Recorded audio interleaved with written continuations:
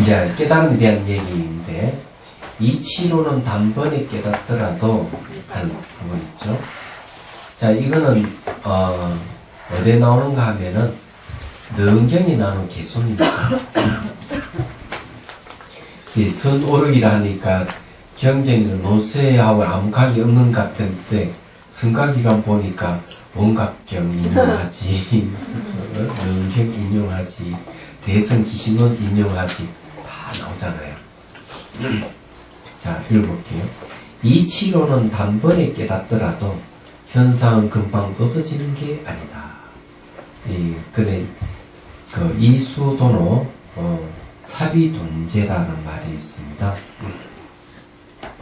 이치로는 비록 단밖에 깨닫더라도 이런 말이에요. 네. 사비돈제라 일이라가 현상은 말이죠. 단번에 제거되는 게 아니다. 사비돈제란 말, 그런 뜻입니다.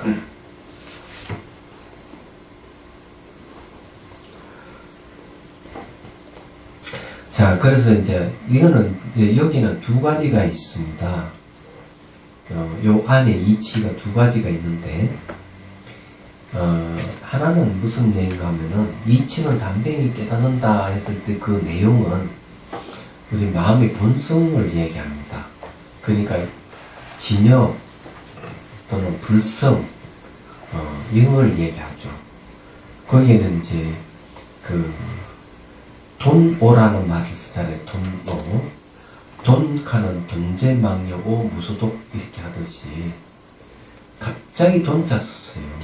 갑자기 돈자는 아주 이 시간 단위를 보면은 찰나시간에 빠름을 얘기합니다.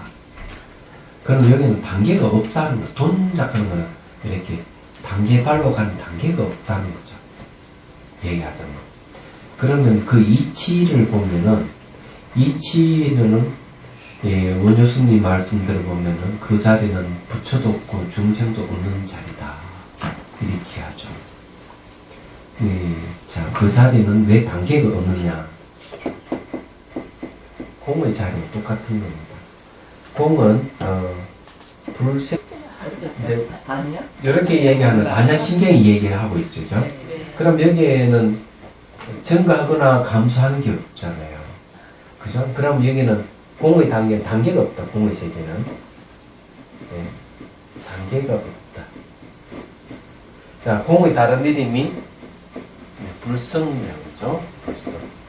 원래 공성에서 불성이 나왔다고 그전에 얘기를 했죠. 그래서 이제 공은 상을 없애기 때문에 상을 없애가면 최종 부처를 이루죠.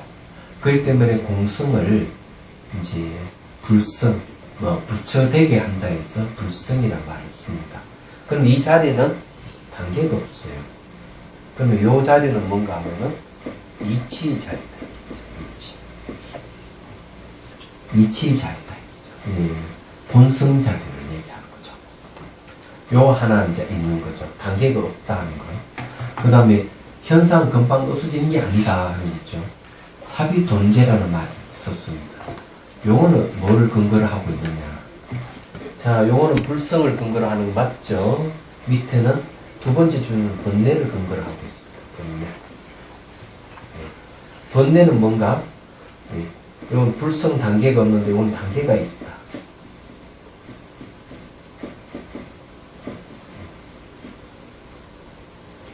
이런 차이가 있는 거예요. 그래서 현상 금방 없어지는 게 아니다 하는 것은 번뇌를 내요. 번뇌는 금방 안 없습니다. 근데 그 중에서 뭐가 습관도 있습니다. 습관은 잘 바뀌진 않죠. 그럼 이거는 이제 어떤 차이가 있느냐. 이걸 이제 잘 비유로 한 얘기가 있어요.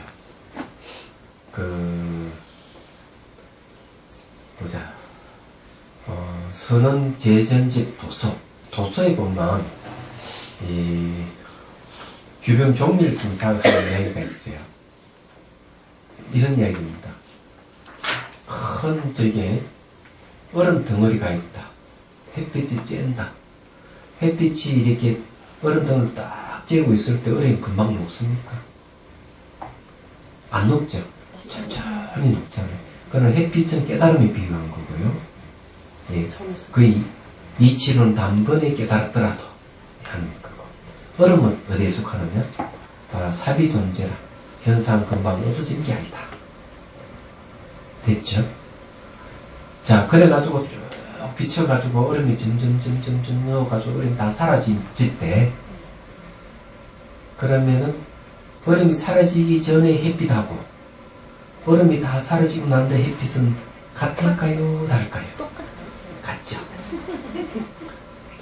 그래서 이제 이치는 단번에 깨닫는데 이 단번에 깨닫는 이 깨달은 내용은 단계가 없어요. 얼음이 있거나 얼음이 다 녹거나 관계없이 그건 햇빛 단계가 없는 거예요. 그거는 어떤 자리에? 공성의 자리에 있기 때문에 단계가 없어요. 그런데 단계를 어디서 논하느냐 하면은 바로 번뇌가 얼만큼 줄어들었느냐 이걸 논하는 거예요. 그래서 깨달음도 이 수다원, 사남, 안남, 아란가를 얘기하면은 깨달음은 똑같더라도 번뇌가 이리 사라지는 게 다른 거예요. 수다원에서 사라지는 게 있고 사다함에 사라지는 게 있고 아나함에 사라지는 게 있고 이런 거예요. 점점 줄어드는 거예요. 말하자면. 그래서 여기에 좀 한 구절에 있지만 요것 전부 다 어디 나오는가 하면은 능경이 나오는 개송이지만 일이 심오한 거예요. 우리 수행하는 데 있어서 이런 걸 잘 가려낼 수가 있는 것이지. 그래서 이제 이런 수행을 이제 다시 뭐라고 얘기하는가 하면 이렇게 얘기합니다.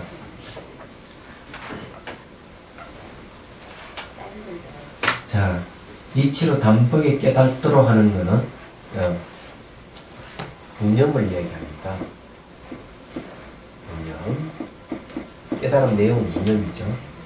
그런데 차츰 닦아가는 거예요. 현상이 금방 없어지는 게 아니라 차츰 닦아야 되겠죠? 무념, 이수라고 얘기합니다. 이건 뭐라 하는 거는 무념으로서 닦아간다. 그래서 무념으로 닦아가야 돼. 무념은 바뀌지 않지만 무념에 의해서 뭐가 없어지느냐? 번뇌가 차츰 없어진다. 이걸 이제 정형적으로 이걸 뭐라 도노 점수라고 합니다. 도노 점수. 이걸 이제 근거로 해서 수행법을 제시한 분이 바로 보조국사입니다. 근데 도노 점수를 비판하신 분이 성철스님입니다. 성철스님께서는 도노 돈수를 주장하셨습니다. 그럼 어떻게 맞느냐? 이렇게 하면은 둘 다 맞다. 예, 둘 다 맞다.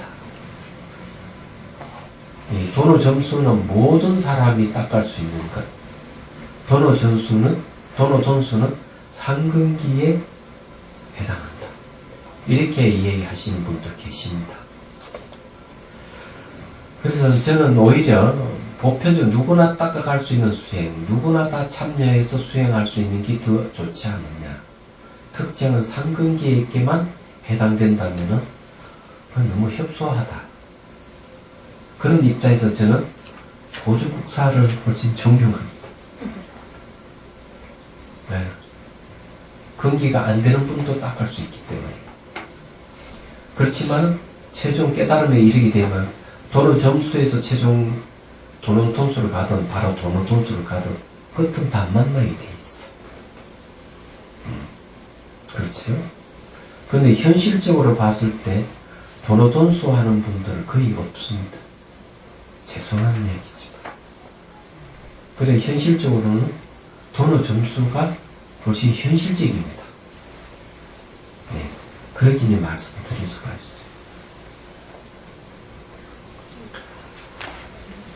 이해가 되죠? 네, 예를 들어서 얘기하자면은 내가 어떤 사람이 내 술 먹고 담배 피고 온갖 잡다한 일을 다 하고 성희롱도 하고 뭐 망나니 짓을 온갖 다 하는 사람이 한순간에 깨달을 수가 있어요. 어느 순간. 한순간 깨달았지만은 지 망나니 짓 하던 습관이 한 번에 안 고쳐지는 거야. 그래서 이 이참정이라는 사람이 대스님께 편지 보내기를 그렇게 깨닫기 전이나 깨닫고 후나 어린 나이를 손자를 다루는 건 똑같더라도 깨치고 난 뒤에 손자를 어르고 달리는 때 깨닫기 전보다 다른 점이 있습니다. 뭐가 다르냐?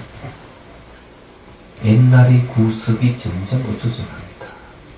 그래서 깨달은 사람이 망나는 짓 하다 깨치면은 그 망나는 짓 하는 것이 점점점 없어지는 게 정상이에요.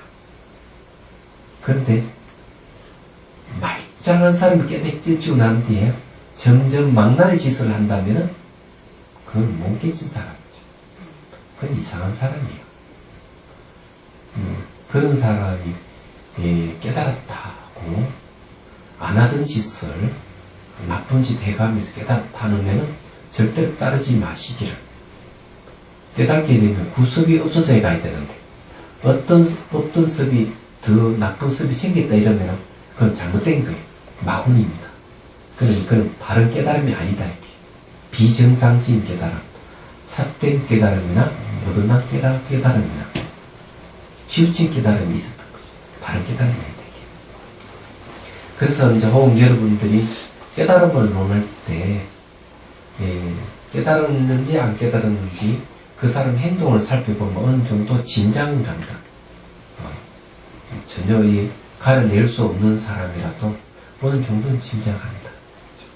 저 사람의 행동이 저거 보니까 좀 이상하구나. 이렇게. 그래서 이제 그런 이런 요 구절 요거만 잘 여러분들 이해를 하더라도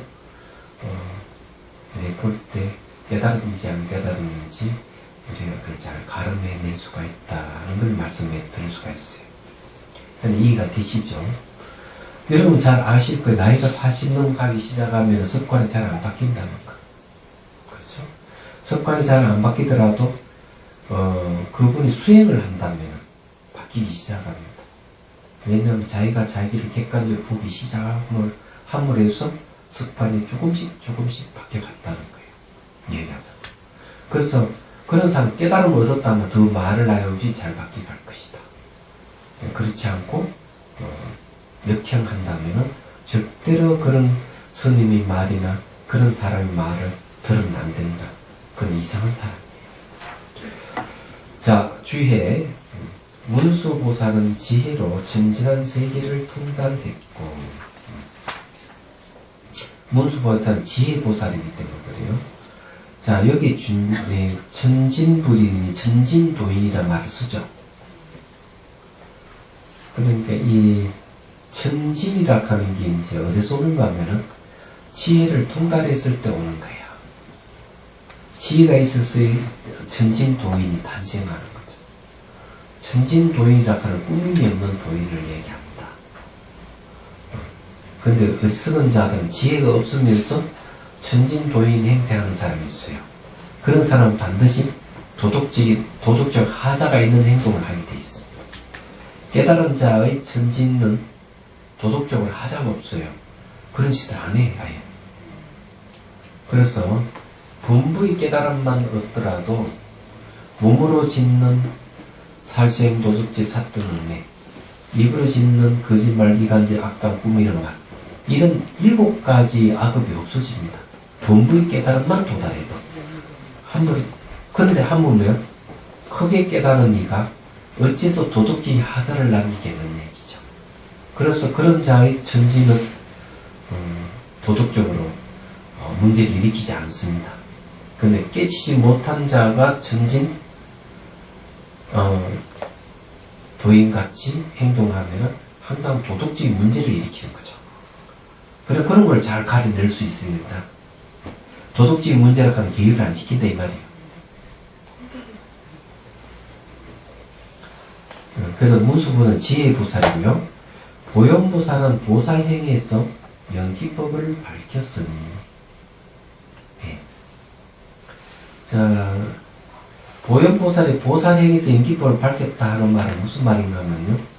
보살행이라고 하는 나도 이렇고 남도 이렇게 하는 게 보살행이에요.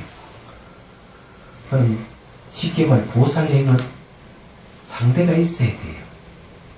상대가 있어요. 그래서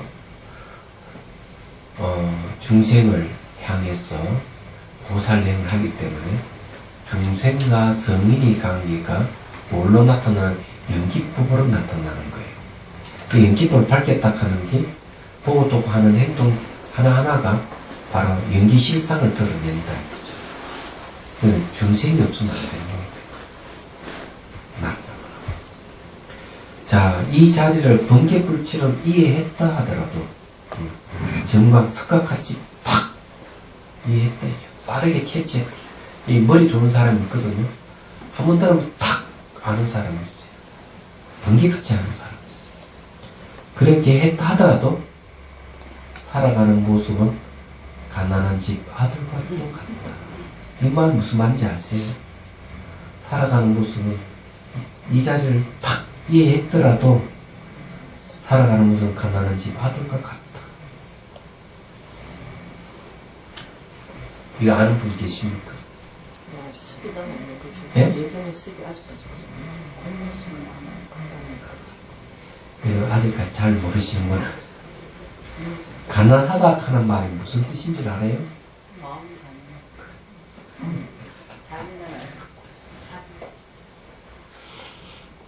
가난한 것은 가진 게 없잖아요. 무소유를 얘기합니다. 그래서 살아가는 모습은 가난한 집 아들과 똑같다 하는 것은 무소유의 삶을 살아가는 자다. 그래서 사물에 대한 집착이 없기 때문에 가난한 거예요. 사물에 대한 집착이 있으면 받았어 쌓아두고 이렇게 할 거예요. 좋은 거 있으면 사들어 사치해가면서 과하게 살죠. 그런 사람은 가난한 집 아들이 아니죠. 부잣집 아들이야. 부잣집 아들은 이때 부잣집 아들은 번뇌 망상 확 차있어. 남이 죽든 살든 무조건 챙기고 보는 거지. 이런 삶을 살면 후회하게 되는 거예요. 그래서 여기서 이 얘기하는 게 뭔가 하면은 이 문수보살 지위로 천진한 세계에 통달한 것은 이치론 단방에 깨달았더라도 하는 말과 배대가 되고, 이 보현보살 보살행에서 인기불을 밝혔으냐면 순간성을 베풀면서 인기일상을 드러내는 이거는 뭔가 하면은 사비돈제는 현상 금방 얻어지는 거 아니다 하는 거고, 여기에 배대를 치는 거고, 이 자리를 번개불처럼 이해했다 하더라도 하는 것은 이치로 단방에 깨닫더라도 배대가 되고, 살아가는 모습은 가난지 아들은 같도다 현상 금방 얻어지는 게 아니다 하고 배대가 되는 겁니다.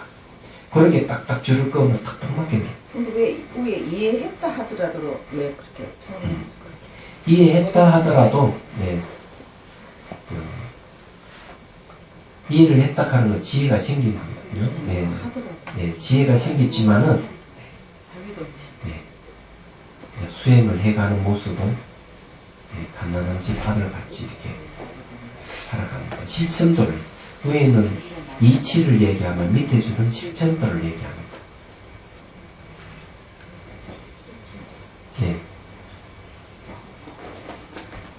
우리가 이제 이 자를 번개불처럼 이해했더라도 이해를 하면 잘못하면 뭐가 생긴 줄 아세요? 잘못하면 이게 생깁니다. 아식이 생기고, 내가 이만 깨달았는데, 내가 이렇게 알았는데, 소유욕이 생기는 거예요. 그래서 자기가 이해했더라도, 만일 굳이 해석하자면, 거기에 머물지 않고, 실천행을 살아간다. 자, 여기서부터 닦아 정덕하는 수정을 말한 것이다.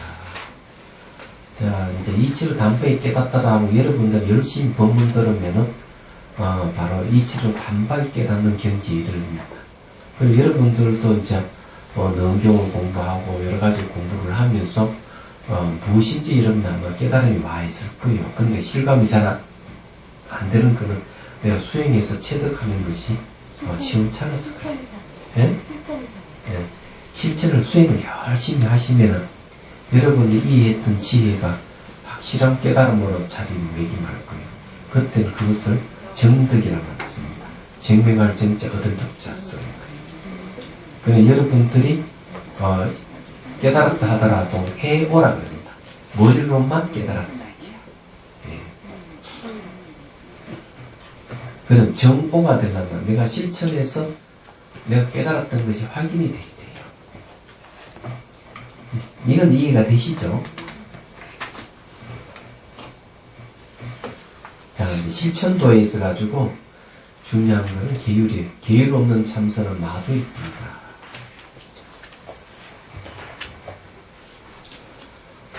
자, 어두운 음행을 하면서 참선을 하는 것은 머리를 떠서 밥을 지으려는 것과 같고, 자, 이건 어디에 나오는가 하면은 이 구절은 원효 스님이 발생 수행장에도 비슷한 얘기 나오는데, 이 내용으로 보면요, 능경이 나오는 내용은 각 세계에서 내놓은 것 같습니다. 여기 이제 계율에 저축되는 게 있거든. 음행, 살생, 도둑질, 거짓말, 네 가지거든요. 그래서 이 살생은 살인이 있는데, 능경에서는 뭘 얘기하는 거면 삼매에 들어가는 데 있어서 이제 얘기합니다. 음행을 하거나 살인을 하거나 도둑질을 하거나 거짓말을 하는 이들은 삼매에 들지 못한다고, 깨닫지 못한다고 분명하게 얘기합니다. 근데 이거는 네 가지 그 계율을 치면은 출가자의 사바라이에 속합니다. 사바라이라는 말은 무슨 말이냐면은 사람이 목을 잘라놓고 그 목을 다시 목에 붙일 수가 없듯이, 안 되죠. 한번 잘리면 안 붙습니다. 붙일 수 없듯이 승가에서 같이 살 수가 없다. 출가자에게. 이건 출가자에 대한 내용이죠. 얘기하자면. 근데 제가자에게도 해당이 됩니다. 그래서 어두운 음행을 하면서 참선을 하는 것은 머리를 쪄서 밥을 지으는 것과 같고, 머리 쪄서 밥을 아무리지도 안 되는데 성취가 없다. 그래서 출가자는 음행이고요, 제가자는 삿된 음행입니다. 그 차이가 뭐냐 이죠? 제가자들은 합법적인 음행을 하잖아요. 결혼했기 때문에. 합법적인 음행은 합법적인데 합법적이지 않는 것, 남편이 다른 여자하고 잠자리를 같이 하거나 아내가 다른 남자와 잠자리를 같이 하거나 이런 건 삿된 음행에 속합니다. 그러면 안 된다 이게. 그런 여기에 중요한 건 도덕성이 도덕성.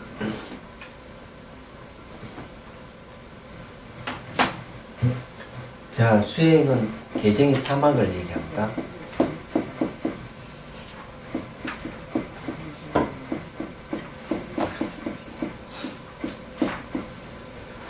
자, 여기 개 하는 거 이건 도덕성입니다. 경계할 개자 쓰죠. 그래서 남을 해치는 것은 다 비도덕지, 부도덕한 걸 남을 해치는. 제가자로서 삿된 음행하는 건 남을 해치는 겁니다. 자기 집안을, 가정을 파괴하는 거고. 그러면 살인을 하는 것도 마찬가지죠. 도둑질을 하는 것도 남에게 피해를 주는 거죠. 살인이나 살생은 남에게 피해를 주는 건데 완전히 목숨을 끊는 거니까 진짜 안 좋은 거죠. 자, 거짓말은 어떤 거짓말을 하는가 하면은 큰 거짓말을 얘기합니다. 이때 거짓말. 몸 깨달았는데 깨달았다고 하는 건 거짓말입니다. 그런 거예요. 이 도덕성. 이 도덕성이 갖춰졌을 때 그 다음에 오는 게 선정이 옵니다. 마음의 고요함. 마음을 고요함에 지혜가 생깁니다. 그런 개정의 사막을 이렇게 순차적으로 얘기하지만은 이 개 속에는 정과 해가 이게 딸려 있습니다. 이 정 속에는 말이죠, 이게 해도 여 들어가 있고 개도 안 들어가 있어요. 해 속에는 뭔가 하면은 정과 해가 같이 다 딸려 있습니다. 그러고 보면 개정 사막은 분리되어 있지 않다고 보는 게 정상적입니다. 그리고 여기서는 계율에 대한 얘기를 하는 거예요. 자, 그래서 생명을 함부로 죽이면서 참선하는 것은. 그러니까 조세 응고를 참하는 것 이런 뜻이죠. 귀를 막고 소리를 지는 것과 같다. 귀를 막고 소리 지르면서 어떤 소리 지르는 합니까? 귀 막고 나는 사람을 안 죽였다, 살생 안 했다 소리 지르는 것 똑같아. 남들은 다 자기는 안 들리지만 남이 다 들어. 자기는 몰래 그냥 살인하고 살생을 했으니 자기가 모르는 것 같지만은 다 이제 들통나게 돼 있어. 제가 출가할 당시에 조금 말사에서 출가를 했는데 거기 스님 한 분 계셨어. 근데 이 스님은 늘 술 좋아하고 고기를 좋아하는 스님이야. 나는 스님이 그때는 행자로 있었지만 그런 거 보면 참 속 뒤집히죠. 어떤 날은 뭘 부엌에도 딸그닥 그러는 소리 같더니만 큰 바게스에 한 반 바게스, 한 3분의 1 바게스 정도 잡아가지고 먹나?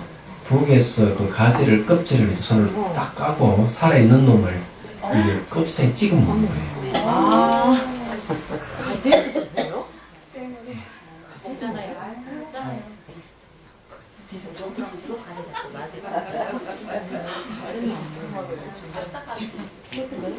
그런 자가 과연 출가생을 계속 할 수 있을까? 못합니다. 내가 알기로는 결국 속퇴한 걸 알고 있어. 근데 제 속에 속인이 하는 짓을 그대로 하니까 어떻게 저리 살 수 있겠어? 그게 살생입니다. 그런 자는 참선을 못해요. 안 되는 겁니다. 그래, 능경에 나오는 내용 똑같은 내용인데, 이게. 그래서 생명을 함부로 죽이면서 참선하는 것은 기를 막고 소리를 지르는 것 같다는 것은 지만 모르지 남들은 다 안다 이 말이야. 자기만 모르지 남들은 다 안다 이런 얘기거든. 와. 그래서 속이지를 못해요. 원래 고래한 거 다. 고기 먹는 거는요, 살생의 원인이 되기 때문에 고기 먹지 말라는 얘기예요. 고기 맛을 들이면 사람을 죽이게 돼 있어요. 인간이 동물에게 가했던 것은 인간이 다시 인간에게 그대로 합니다. 그런 거 아시죠? 작년에 그 나이지리아에 생겼던 사건, 애기 공장 같은 대표적인 거죠. 15살 부터 20살 미만의 여자아이들을 납치해가지고 10명이 20명이 납치해가지고 방 하나에 한 명씩 가다 놔놓고 수태를 시켜요. 밥도 음식도 제대로 안 주고. 그럼 애가 생기면 그 애를 우리나라 돈으로 800만 원에 판매하는 거야. 자, 그런 방법은 암돼지나 암소를 가다 놔놓고 수태시켜 놓고 그냥 새끼를 낳게 하는 거 똑같은 거죠. 그래가지고 생식 능력이 없으면 죽여버리는 거. 그거 뭐 다를 게 뭐가 있어요. 그래서 이 인간이 동물에게 하는 짓은 인간이 인간에게 그대로 한다 하는 얘기입니다. 그게 무서운 거예요. 그래서 이게 생명을 함부로 죽이고 하는 것은 안 되는 법이에요. 또 왜 그 죽이면 안 되느냐 하는 겁니다. 모든 존재 상호 오존에 있기 때문에 나의 생명은 다른 이의 생명에 의해서 존재해요. 그러면 수행에서 밝혀내는 게 뭐냐? 바로 이 연기법을 밝혀내는 거거든요. 화두의 다른 이름이 연기입니다.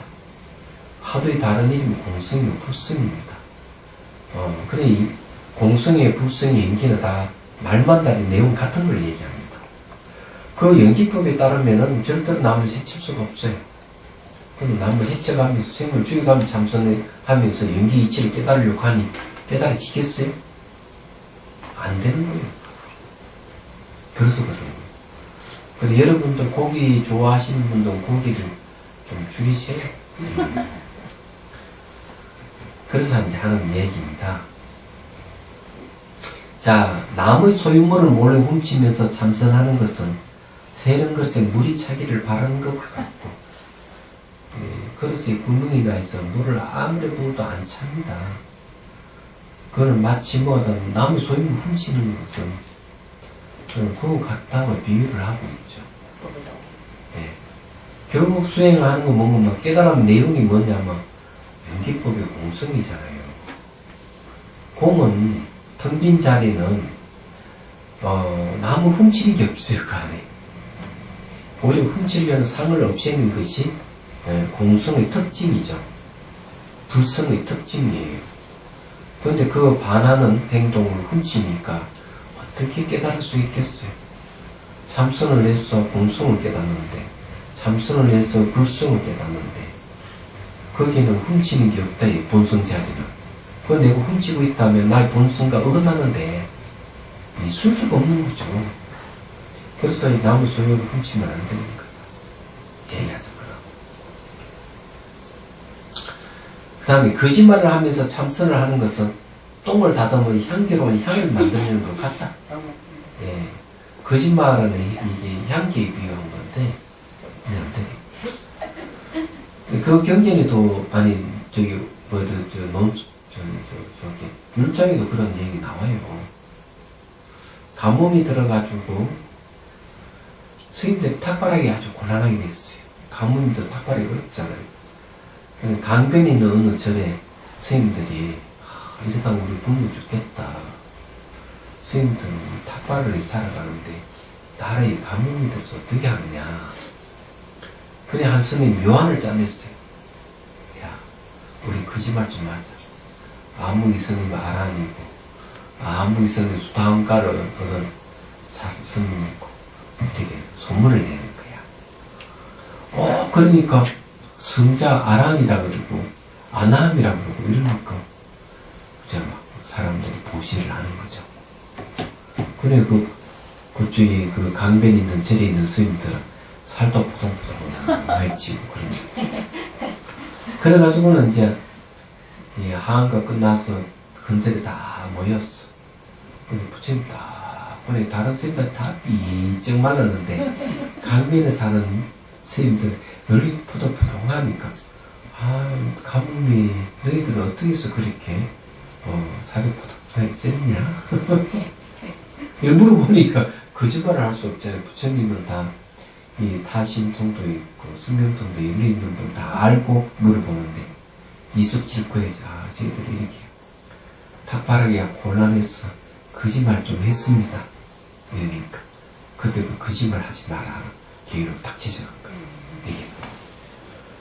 그러니 거짓말 하다가 남에게 피해를 주는 건데 피해를 줘가면서 참선하면은 참선 내용이 뭐겠어요? 예. 거짓말을 해서는 안 된다는 내용들인데, 안 그래요? 깨달으면 어깨 보면, 이게 거짓말해서 자기 이익을 추구할 수 있는 게 아무것도 없다, 이게.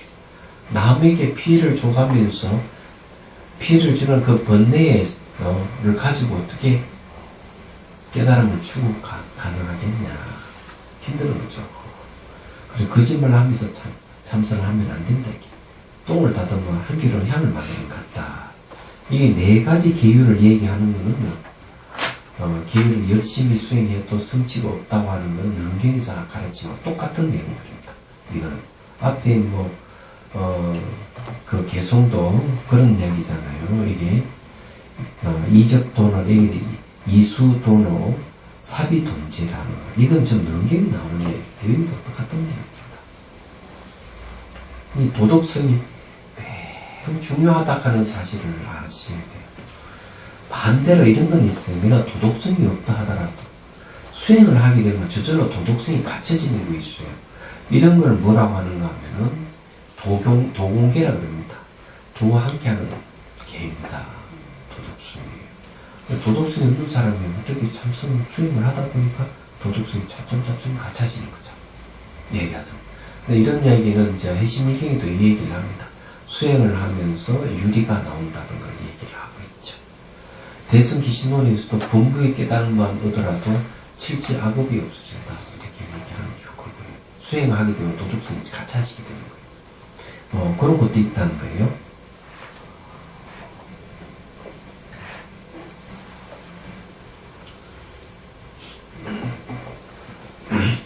별로 어렵지 않죠. 이런 건 다 아시죠?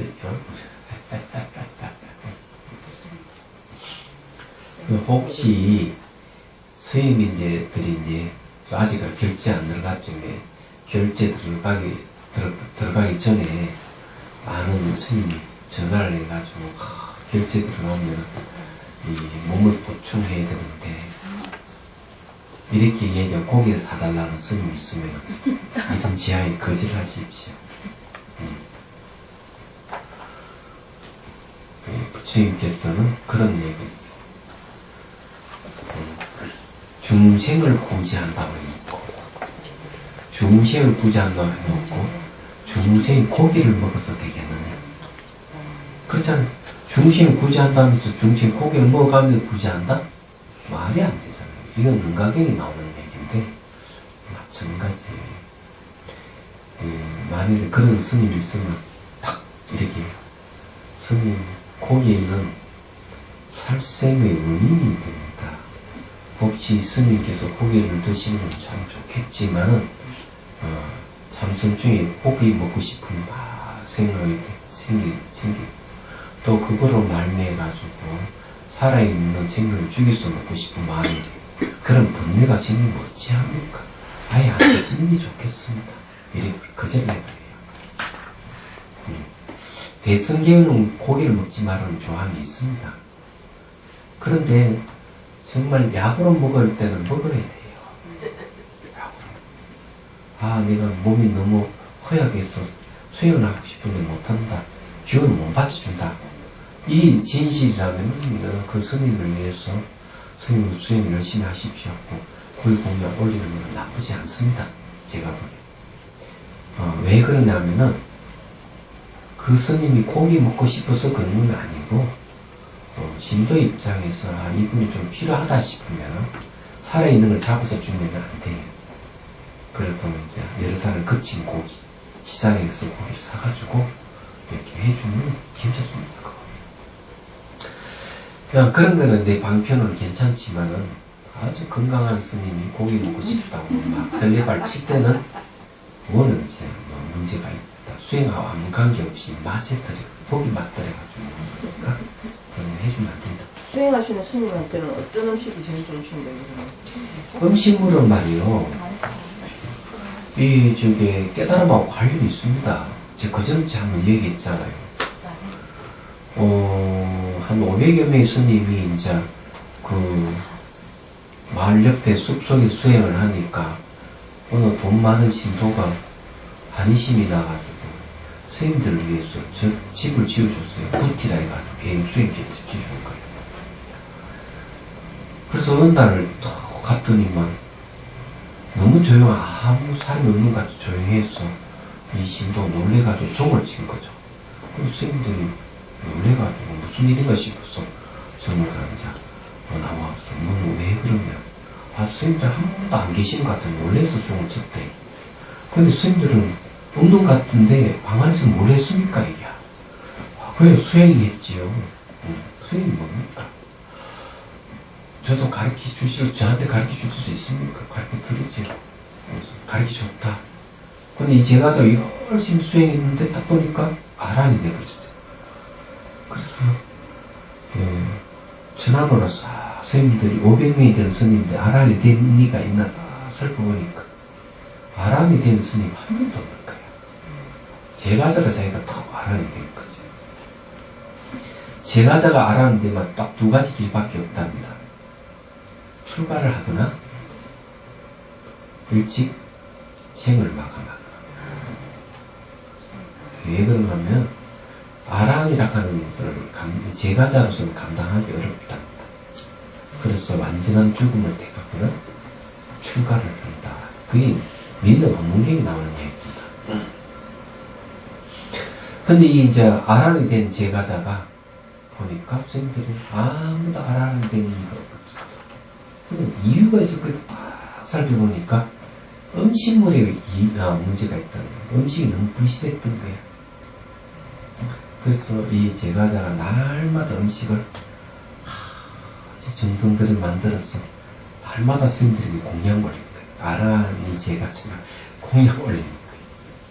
그랬더니만 이제 그때서야 이제 스님들 수행 정진에서 아란에 대한 얘기가 나오기 시작한다는 게 나옵니다. 음식이 이 수행하는데 음식이 굉장히 중요해요. 이것도 여러분 아셔야 됩니다.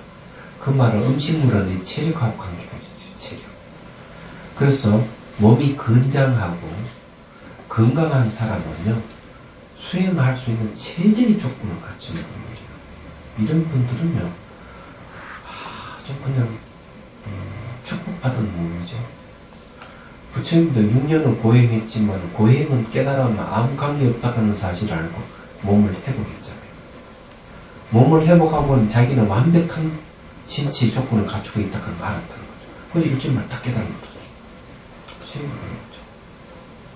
그렇기 때문에 이 여러분들이 빌빌거릴 때는 수행이 잘 안 되더라도 몸 힘이 쫙쫙 뻗칠 때는 수행하면 잘 되는 거죠. 아이, 그런데 이 사람들은 말이지, 그런 좋은 신체 조건을 가지고 먹는 거 타령하지, 보는 거 좋아하지, 노래 부르지, 춤추고 놀러 다니지. 그러니까 뭐가 되겠냐, 이게. 알아차려면 돼. 하면서 안 돼. 알아차림을 가르쳐도 안 되는 사람도 있더라. 네. 그는 신체 조건을 가지고 있으면은, 지금 여러분 나이 때 되면은 이제는 먹고 욕구 채우고 이런 거는 다 지나가잖아요. 그거 다 맛보고 살았으니까. 그러면 생업을 부업을 돌리고 수행을 주업을 해야 돼. 그래 정신적인 대항해가며 살아가는 게 맞는 얘기야. 정신적인 정신의 진화를 위해서 수행을 해야지. 육체의 이 욕망에 끌려 사는 거는 이건 너무 아까운 거야. 인간을 몸 받기도 어려운데 안 그래요? 그래서 이제 하는 얘기입니다. 이 내용이 아주 중요하다 이거죠. 자, 그 다음에 봅시다. 많은 지혜가 있다 하더라도 모두 다 마도를 이룰 뿐이다. 이 말은 뭔가 하면은 계율을 지키지 않고 수행을 하는 사람들, 그네들 중에서 많은 지혜가 있다 하더라도 마도, 마의 길을 따른다 이거죠. 마도를 이룰 뿐이다. 선도가 아니고, 네, 깨달음이 또 보리도가 아니다 이게요. 그래서 소행은 없는 짓이다. 자, 주의. 이제 스산 스님의 말씀을 들어보죠. 이 앞에 있는 건 전부 다 능경에서 나눈 내용을 그대로 인용하기 때문이고요. 여기는 수행의 본보기로서 세 가지 번뇌 없애는 배움을 밝힌다. 네. 세 가지 번뇌 없는 배움이라는 게 개정이 삼학을 이야기합니다. 삼학. 예. 여기는 삼무루학이라고 그랬죠. 이걸 이제 삼무루학입니다.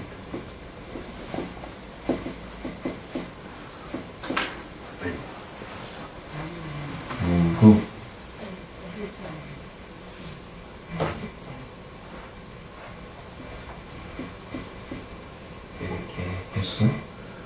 아따, 얘가 비우자 써야 되는데 다 쓸려버렸네.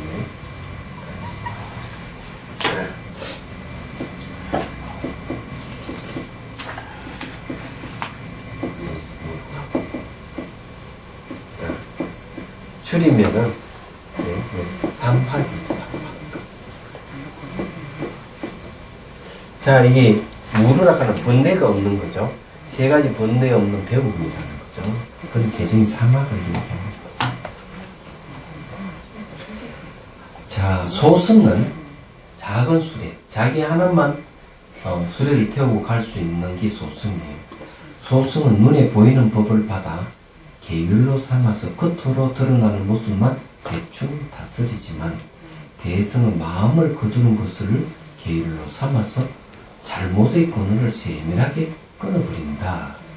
겉으로 나타난 법으로 잘 지키는 계율은 몸으로 어기는 일이야 없겠지만, 마음으로 지키는 계율을 범하려는 생각조차 없다. 이 이제 대성하고 소통의 차이점이요. 자, 여기서 이제 이 개정의 사막을 얘기를 하는데, 이 개를 이제 소승과 대승을 나누는 거죠. 이 소승은 대개 몸하고 관련되는 이제 계율이다 얘기합니다. 자, 몸하고 관련된 계율은 뭘 얘기하는가 하면은 수행 공동체에 살아갈 때 몸으로 이렇게 행동하는 걸 잘 이렇게 다스려야 돼요. 여기서 이 얘기하는 게 겉으로 드러나 있는 모습, 겉으로 드러나 있는 모습은 신구의 사물이거든요. 신구의 사물로서 드러나 있는 것. 예, 이런 게 이제 드러나 있다. 그죠? 드러나 있는 것에 대한 계율이에요, 소승. 근데 이게 대승은 뭔가 하면 바로 마음 문제죠. 마음 문제. 그리고 여기 이제 좀 다른 점이다. 그러면 소승에는 계율이 몇 개가 있느냐? 250개. 340, 그 다음에 비구니는 340개 정도. 비구니 스님이 계율이 더 많아요. 한 100여 개 정도 더 많죠. 왜? 이걸 가지고 시비 거는 사람이 있습니다. 세속 사람. 아니, 비구보다 비구니가 계율이 10개나 더, 100개나 더 많다니. 이거는 불평등이다. 이렇게 얘기합니다. 이렇게 이야기하는 학자들이 있는데, 이런 학자들은 계율을 잘 모르는 분이다. 이렇게 얘기해요. 수행 공동체 성가에서 일어나는 것은 미리 계율을 딱 못을 박듯이 만들어 놔놓고 지키게 하는 게 아니에요. 그러면 비구니들이 계율이 많은 건 뭔가 하면은 살아가면서 문제가 됐던 일이 더 많았다. 이죠. 비구보다 비구니들이 훨씬 수행 공동체 생활하면서 문제를 더 많이 일으켰어요. 그래서 계율이 더 많은 거야. 수범작제. 수범작제라고 하는 건 잘못을 범할 때마다 계율을 하나 제정하는 거. 그럼 미리 계율을 딱 정해져 있는 게 아니에요. 그러면 왜 비구니들이 계율을 더 많이 제정될 수밖에 없었는가 하는 것은 신체짐과 관련있습니다. 생리짐과 관련있습니다.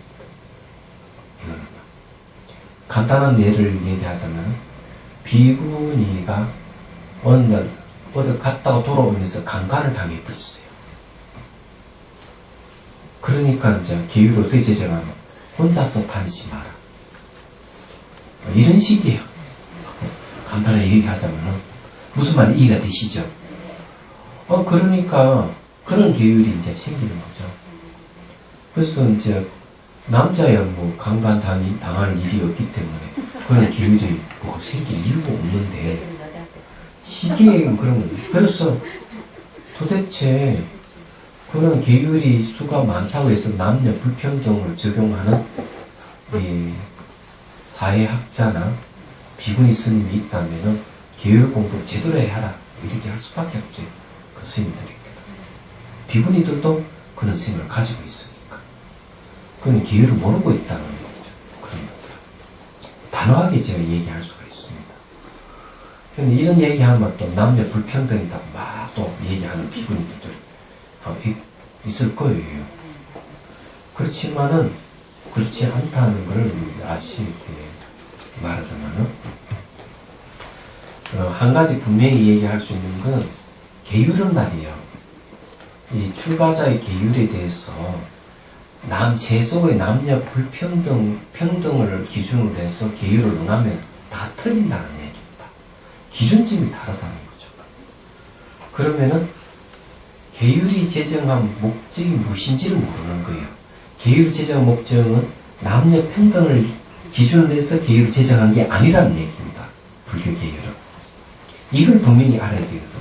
이것도 모르고 그냥 계율에서 그냥 비판을 하고 이러는 사람이 수학자들 중에 나 머리가 아파요. 그런 사람 보면 아무도 모르고 나라별로 시대별로 계율을 제정한 10가지의 이유가 있어요. 10가지 이유가 있는데 다 나열을 할 수 없지만 성가 공동체에 들어오려면 계율이 필요하다. 번뇌를 없애기 위해서 나중에 끝에 가면 불법을 널리 펴기 위해서 이게 쭉 있는데 쉽게 말해가지고 이런 얘기입니다. 계율의 목적은 결국 깨달음이 있다는 거예요. 깨달음. 남녀 평등이 있는 게 아니고, 남녀 평등을 아무리 제창해도 남녀가 있는 이상은 욕계, 식계, 무식계에서 못 벗어나는 거예요. 육도 윤에서 못 벗어나요. 자, 보십시오. 그 이유를 밝혀드릴게요. 개, 정, 해잖아요. 여기 이제, 요거에 개에는 해탈이 있을까 없을까요? 해탈이 있습니다. 요걸 갖다가 뭐라는 거야? 개 해탈. 별별 해탈이라는 거야. 내 계율을 하나 지키면 하나만큼 내가 해탈하는 거예요. 그 뭘 얘기하는 거면, 그냥 살생하고 싶은데, 살생을 하지 말라 하는 계율을 지킨다. 안 해버리면, 살생하는 속바에서 벗어나는 거예요. 도둑질 하고 싶은데, 하지 안 해버렸다. 계율을 지킨다고. 그럼 도둑질을 하고자 하는 속바에서 벗어나는 거예요. 여기 이제 해탈. 그러면 요 정에도 해탈이 있어요. 네, 요거를 이제 심해탈이거든요. 심해탈. 해탈이라고 하는 말은 풀해자에 벗어날 탈이에요. 마음이 모두 속바에서 벗어났다. 네. 그럼 속바이 뭐 번뇌 망상이다. 망상이 안 일어나니까 마음이 그냥 해탈이라는 거죠. 그 여기에는 무슨 저게 남녀 평등이 있습니까? 남녀 평등 없어요. 해에는 뭐가 있냐? 해탈이 있어요. 그걸 해해탈을 그래요. 지혜에 의해서 모두 속바에서 벗어나는 거예요. 이 사마이 갖춰졌을 때 뭐가 뭐 깨달음이 바른 깨달음이 오는 거예요. 바른 깨달음이 얻는 깨달음 내용에는 남자도 없고 여자도 없어. 남자가 있고 여자가 있는 동네는 딱 6군데 있어요. 아시죠? 지옥에 남녀가 있고요. 축생, 동물의 세계에 남녀가 있고, 아기, 귀신의 세계에 남녀가 있고, 아수라, 전신이, 삼조와 전신의 세계에 남녀가 있고, 인간 세상에 남녀가 있고, 천상 세계에 남녀가 있어요. 남녀가 있는 동네는 윤회라는 동네야. 계율의 목적은 욕계, 식계, 무색계, 육도 윤에서 벗어나는 데 그 목적이 있지, 남녀 평등의 목적이 있는 게 아니에요. 그런데 왜 남녀 평등을 갖고 계율을 원하느냐, 얘기야. 이거 틀렸대. 예? 뭐? 빗소리입니다. 왜 웃어? 아니 천상에 남녀가 있는데 왜 손자만 내려오냐고요. 아, 남자는 내려와야 지 천상에 남녀가 있는데, 네, 왜 손녀만 내려와? 선녀만 내려오느냐. 아, 재밌는 질문이네. 그 선녀만 내려오는 게 아니에요. 아니에요? 그럼요. 경전에 보면은 뭐 하늘 여자도 내려오지만은 부처님 법문에 대해 찬탄하기도 모든 신들이 다 내려와 찬탄하고 그럽니다. 예. 그런데 이제 하늘 여자 천년말을 자꾸 얘기하는 거는 네. 이쁘니까 그런가 봐. 남자도 잘생겼을 것 같아요. 예. 이쁜 걸 좋아하니까 이쁜 하늘 여자만 작생은 되겠지. 그럼 남자든 여자든 이쁜 걸 다 좋아하니까 그래. 그 희한한 그 질문을 했네. 그래서 제가 이제 말씀드리고 싶은 거는 혹시 이런 계율에 대해서 오해를 하지 마시라고. 그런 또 비구니 스님이나 그런 학자가 있으면은 정확하게 얘기를 해줄 필요가 있어요. 계율 제정 수범 작제, 부처님께서 계율을 제정하면 잘못을 범할 때마다 계율을 제정해. 미리 정해놓은 게 아니다. 그렇기 때문에 이 비구니 스님이 계율이 많은 것은 그때 사항이 그래서 그런 것이지 원래 정해진 게 아니다. 정해서 만들어진 게 아니다. 두 번째는 계율은 남녀 평등을 근거로 해서 계율을 제정한 게 아니다. 오히려 육도에서 벗어나는 것을 목적으로 해서 계율이 제정된 것이고 또 성과 공동체를 위해서 제정된 것이겠지 남녀 평등하고는 아무 관계가 없다. 이걸 분명히 얘기를 해야 돼요. 그래서 이 또 내가 유사하다 보니까 또 오늘 계율에 대해서 이렇게 많이 얘기를 했습니다. 그런데 이제 대성계율은 이제 특히 어디다 마음을 두느냐, 바로 마음에다 마음을 둡니다. 예를 들어 이런 겁니다. 간단하게 얘기하면 모기가 앵했다 이게야. 한 사람은 모기가 앵해도 내버려 두는 거야. 근데 한 사람은 습관적으로 탁 때려잡는 사람이 있어요. 이 사람은 죄가 있을까요, 없을까요? 예? 예? 있어요. 예, 있습니다. 때려잡으니까. 근데 한 사람은 때려잡으려고 마음을 탁 냈는데 옆에서 말도 이 잡으면 안 돼. 그래, 안 잡았대. 근데 이 사람은 각오가 있을까요, 없을까요? 이분도 각오가 있습니다. 왜? 잡으려는 마음이 생겼기 때문에. 이걸 원하는 게 대승이에요.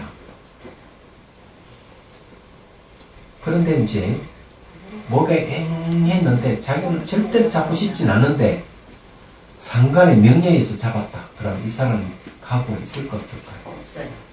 각오가 없습니다. 자기는 잡을 의도가 없는데, 상관의 명령에 있어 잡았기 때문에. 그러나 각오가 없는 것은 뭔가 하면은, 내버려 두는 사람하고 상관의 명령에서 잡는 이 두 사람만이 각오가 없고, 잡으려고 하다가 멈춘 사람이나 잡은 사람은 각오가 있습니다. 그럼 군인들은 어때요? 군인들 전쟁에 나가지고 적군을 사살했다.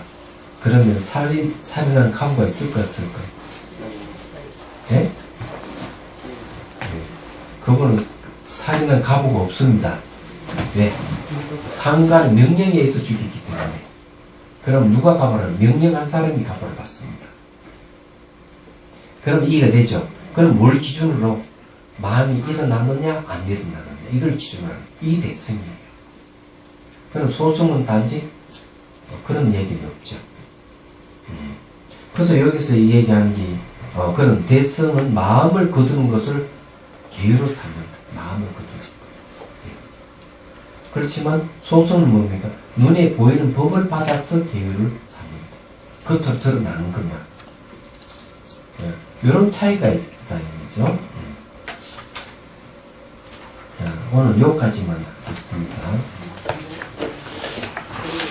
이제 조금 이해가 되십니까? 네.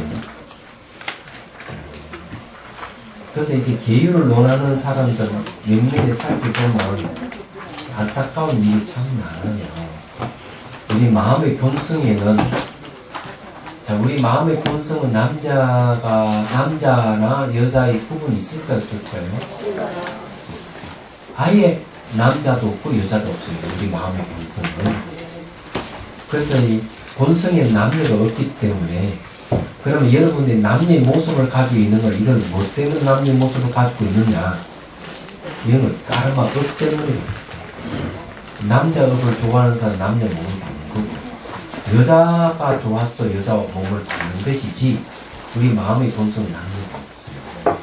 그래서 마음의 본성에 따라서 보면은 남녀라 하는 것 자체가 업에서 이루어졌기 때문에, 업에 있기 때문에 원래는 본성이 평등하기 때문에 남녀도 평등하다 이렇게 보는 것이 맞는 얘기예요. 이야기하자면. 네, 이런 이치를 잘 모르는 사람들이 많이 있어요. 그러다 보니까 똑같은 돌의 무게를 갖다 놓고 들으라 그러면 남자는 드는데 여자는 못 드는 경우가 있습니다. 그런데 기능적으로 남녀에게는 구별이 갑니다. 기능적으로. 그래서 기능적으로 남녀의 구별을 가는 걸 갖다가 그걸 차별로 인식해서 높고 낮음을 나누는 것은 잘못된 것이다. 이런 것도 여러분 인식을 해야 됩니다. 질문 있으면 하십시오. 어떨 때 눈을 감고 수행을 하는 것이 유리하고 어떨 때 눈을 뜨고 수행을 하는 게 유리합니다. 눈을 활짝 뜨고 수행하는 건 별로 안 좋아해요. 그래서 반쯤 뜨고 반쯤 감아라 이렇게 얘기를 하죠. 그러나 반쯤 뜨는 것은 뭔가 하면은, 반쯤 감는 건 뭔가 하면 바깥 대상이 그만큼 끄다리지 않게 해서 반쯤 감는 거고, 반쯤 뜨는 거는 왜 반쯤도 뜨느냐 이러면은 그 대상이 화두 같은 것은 눈으로 확인할 수가 없어요. 눈으로 보이는 존재가 아니에요. 그래서 그런 경우는 반쯤 뜨고 하는 것이 유리하다. 왜? 확 감아버리면은 졸아버려요. 대상이 불분명하기 때문에 졸아서 기신불에 들어간다. 기신불에 들어간다 하는 것은 혼침이 빠져버린다 이런 뜻이에요. 그래서 혼침이 빠지지 않게 하기 위해서 바깥의 그 경계에 동력을 얻게 하기 위해서 반쯤 감고, 예. 그리고 안에 그 화두를 참고하기 위해서는 예, 반쯤 뜨고 하면 좋다 하는 거예요. 근데 이제 분명한 몸이라 하는 관찰 대상이 있다 이러면 눈을 감고 하는 것이 유리하다. 바깥 경계 확실하게 차단하고 자기 그 내면에 집중해 갈 수 있기 때문에 더 좋다. 그래서 눈을 감고 뜨는 것은 그 대상이 무엇이냐에 따라 결정되는 것이지 무조건 뜨고 해야 되고 무조건 감고 해야 된다 하는 법은 없다. 예. 화두를 참고할 때도 눈 감고 해도 되는 사람이 있어요. 예. 꼭 뜨고 해야 된다 하는 법은 없어요. 그런데 이제 왜 감으면 왜 안 되느냐? 혹시 혼침이 빠질까 싶었어. 예. 감지 말아라. 이런 이유가 거기 있습니다. 화두는 눈으로 볼 수 있고 만질 수 있는 게 아니기 때문에. 그래서 그 화두라 하는 걸 말과 생각을 떠났기 때문에. 화두에 초점 맞추려면 어떻게 해? 내가 법문을 듣고 법을 사유하고 화두에 대한 사유하는 힘, 그 사유로서 생각으로서 화두를 잡고 있어야 돼요.